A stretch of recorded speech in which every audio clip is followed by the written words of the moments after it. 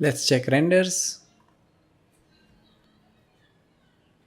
Yep, everything looks cool, and we have really nice smoke detailing and dust detailing as well. And interaction is also perfect.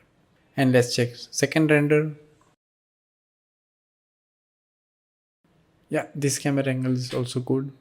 Yeah, I will use some denoiser and will add background plate as well. So as an enhancement, we have not used particles. As a next step, you can just check how we can apply particles. So it's always good to use particle source. And one more tip, as we have not followed any reference in this one, right? So I highly recommend to follow some reference. So how you can just follow. So this is really cool website, Action VFX we have, and you can just open any footage you want, just take a screenshot of these. So here you can just place some character, that what is the scale of the character, and based on that you can just walk on the scale, that cube we were changing for the noise and everything. You can just see how breakups we have, how large frequency we have.